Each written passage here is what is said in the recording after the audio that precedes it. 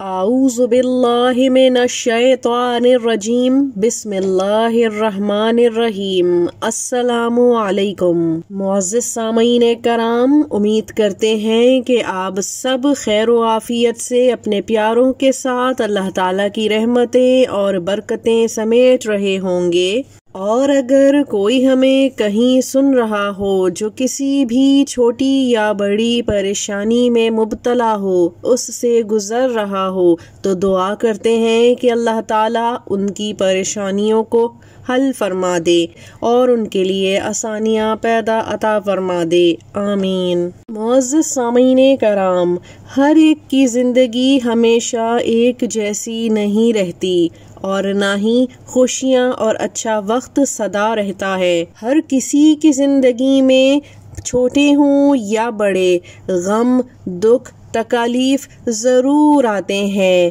اور یہ انسان کی اپنی ہی سمجھ ہوتی ہے کہ وہ ان سے کیسے نپٹ سکے۔ کبھی کبھی ان تکلیفوں کا دورانیہ لمبا ہوتا ہی چلا جاتا ہے اور کہیں بہت جلد ہی ان تکلیفوں سے چھٹکارا مل جاتا ہے۔ دکھ، تکالیف، غم اور رنج، یہ سب اللہ تعالیٰ کی طرف سے بھیجے گئے ہوتے ہیں۔ انسان کو چاہیے کہ وہ اللہ تعالیٰ سے قربت بڑھاتے رہے اور استقامت اور صبر سے کام لیتا رہے اور اپنی عقل پر کسی بھی شیطانی وسوسے کا سایہ بھی نہ پڑنے دے۔ عقل کو استعمال کرتے ہوئے اللہ تعالیٰ سے قریب ہونے کی کوشش کرتا رہے۔ ایک روایت میں آتا ہے کہ جب انسان اللہ کا لفظ ایک بار ہی صرف زبان سے ادا کرتا ہے،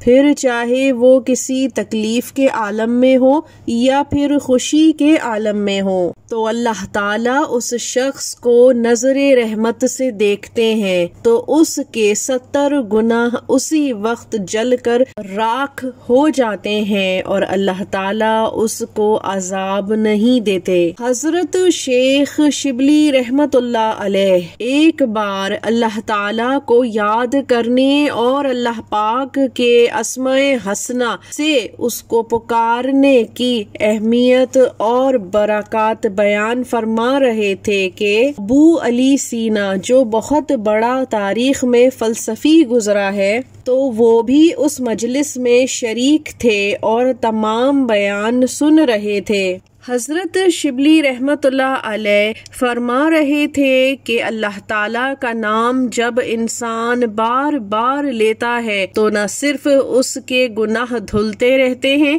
بلکہ دل میں بھی وجد طاری ہو جاتا ہے، پاکیزگی پیدا ہونے لگتی ہے، ایمان تر و تازہ ہو جاتا ہے۔ نہ صرف یہ بلکہ تمام انسان کی مشکلات، مصیبتیں بھی دور ہونے لگتی ہیں، حل ہونے لگتی ہیں۔ کوئی بھی کسی بھی قسم کی رکاوٹ وہ بھی ضائع ہونے لگتا ہے کہ اسی دوران ابو علی سینا اٹھ کھڑے ہوئے اور کہنے لگے کہ اللہ تعالیٰ کی ذات تو برحق ہے، لیکن نام میں کیا رکھا ہے، نام لینے سے کیا ہوتا ہے؟ جیسے آگ اگر کہیں جل رہی ہو اور آپ اس میں ہاتھ ڈالیں تو ہاتھ جل جاتا ہے، لیکن صرف زبان سے آگ آگ کہتے رہنے سے زبان نہیں جلتی۔ اس بات کو سن کر حضرت نے بہت دلائل دیے، لیکن ابو علی سینا نہیں مانے اور بحث کرتے چلے گئے۔ جب بحث طویل ہونے لگی تو حضرت نے کہا کہ ابو علی سینا، میں تجھ سے کیا بحث کروں،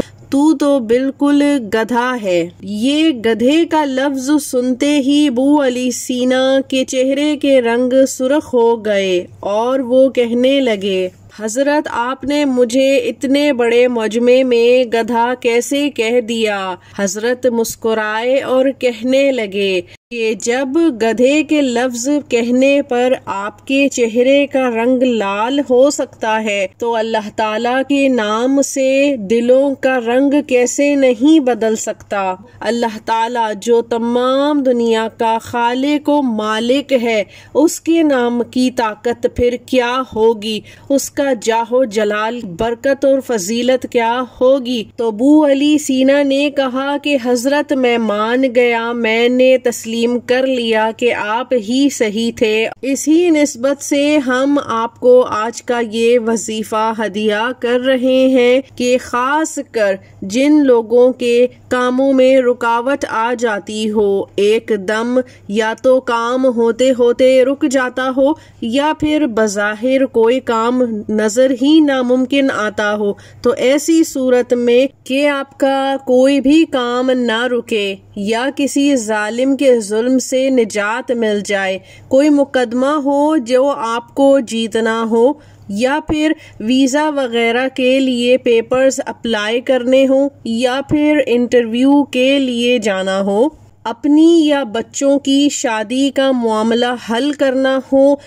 امتحان میں کامیابی حاصل کرنی ہو یا پھر کسی کا بہت بڑا قرض ادا کرنا ہو، کرنا آپ نے یہ ہے کہ ہر نماز کے بعد 3 مرتبہ اول و آخر درود ابراہیمی پڑھنا ہے اور اس کے درمیان یا سبوہو یا قدوسو یا غفارو یا ودودو 7 مرتبہ ایک ساتھ اسی طرح ملا کر پڑھ لینا ہے، اور پھر ہاتھ اٹھا کر اللہ پاک سے مشکل کا حل مانگ لینا ہے۔ یہ عمل صرف 11 دن کرنا ہے۔ بہت سے ایسے لوگ ہیں جنہوں نے یہ وظیفہ صرف 1 دن کیا اور ان کے مسائل حل ہو گئے۔ اللہ پاک ہمارے مسائل کو بھی حل فرمائیں، آمین۔ اگلی دفعہ تک کے لیے اجازت دیجیے، اللہ حافظ۔